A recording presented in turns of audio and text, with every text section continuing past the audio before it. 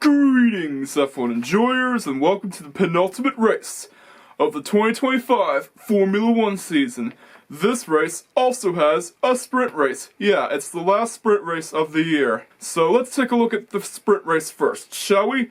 But anyways, the sprint race begins with the formation lap to get to the grid and Piastri jumping to the lead. Wait, what? Tsunoda is ahead of Verstappen? In what economy is this possible? Never mind, he got past him. Leclerc almost got off the track. Verstappen and Norris battle for third. So far, not much is going on aside from a DRS train that is led by Gabriel Bortoleto. Yeah, of course, we always have to have the typical DRS train in Formula 1, because it's modern Formula 1, and yeah, when one car uses DRS, another one uses it. Yada yada yada. Leclerc and Behrman battle for 12th and get caught up in the DRS train. A piece fell off of Sainz's car. Amazingly, this hasn't caused the yellow flag. Tsunoda gets black and white flagged for exceeding track limits. Dang it! Antonelli gets past Alonso for 6th. And he gets a 5-second penalty even if he had to argue with the stewards for it. Stroll comes down to pit road. Russell has to do his best to hold off Norris. Antonelli gets warned for exceeding track limits. Again! This had to happen again, didn't it? Formula 1 and its track limits policies. Colapinto is the other driver to make his pit stop during the sprint race. On the final lap of the sprint race, all Piastri has to do is not mess up and take the win. And just like that, he wins the 2025 Qatar sprint race. The sprint race itself gets a 7 out of 10. Not bad, but there wasn't much going on, so yeah, that's why it gets a 7 out of 10. It could have been a lot better. I really wanted to see Verstappen in third, but anyways, on to the main race, because that's all that matters, right? The main race. Let's go! Here we go, we're on to the main race itself. Even if I had to pause the Maggiore mission race for it. And you wanna know why I got upset about that? Because the Lake Maggiore 1 hour endurance race is the hardest mission race, and possibly the hardest mission in the whole entire game. So yeah. Anyways, the main race starts with a formation lap to get to the grid and Piastri jumping to the lead with Verstappen in 2nd. Russell is back in 7th. Qatar is a track that is known to be hard on tires, so it's best to nurse them while you can. Oh, come on! One driver gets warned for rejoining the track unsafely! And the race gets yellow flagged with Gasly and Hulkenberg getting involved with each other.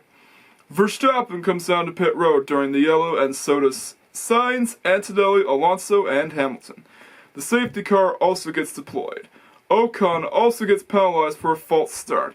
Hulkenberg is out of the race already. But anyways, the race restarts with Piastri continuing to lead. One driver failed to serve a time penalty. Again! Yeah, it happened before with Yuki Tsunoda. Anyways, Piastri continues to lead. Leclerc is seen running down Russell. Bortoleto gets noted by the stewards for causing a yellow. Also, no further investigation for Albon for a yellow flag infringement. So far, not much is going on. Piastri comes down to pit road, meaning that Norris is in the lead. Stroll is next to come down to pit road. A lap later, Lando Norris makes his pit stop. A DRS train that was started earlier in the race started to evaporate.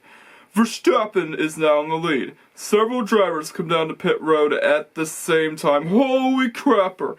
I've never seen that happen in Formula 1, but it does happen all the time in NASCAR and IndyCar. This is the first time I've seen it in Formula 1, because usually drivers pit at different times in Formula 1, but in IndyCar and NASCAR it's common. Ocon is next to come down to pit road. Behrman is under investigation for an unsafe release. Again, another penalty. The stewards...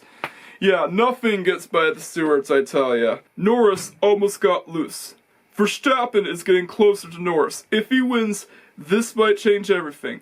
And Behrman gets a massive 10-second penalty. Are you kidding me? I've never seen that. Now that's crazy, and...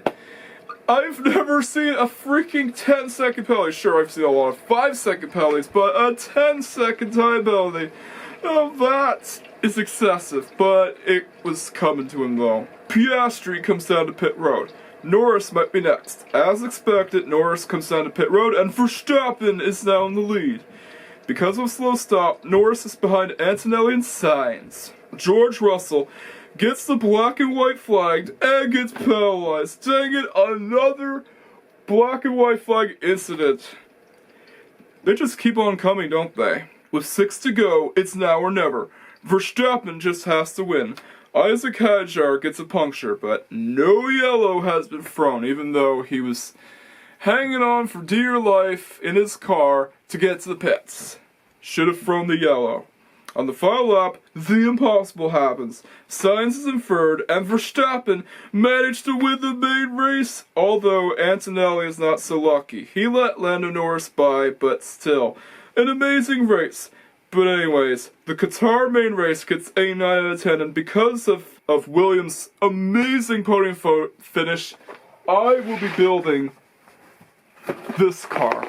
The Lego Williams F1 car, because of Carlos Sainz's amazing podium finish, and yeah, that was coming. I was expecting McLaren to do another one too, but as it stands, Verstappen took the win as he had a better strategy. Remember, strategy is what wins the race, not just speed alone. As expected, we get driver interviews, driver talk in the cooldown room, and the winning driver's national anthem. But anyways, who will win the championship at Yas Marina? Tune in next weekend to find out. But for now, it's time to sign off. Don't forget to like, comment, subscribe, and hit that notification bell just in case you haven't already done so.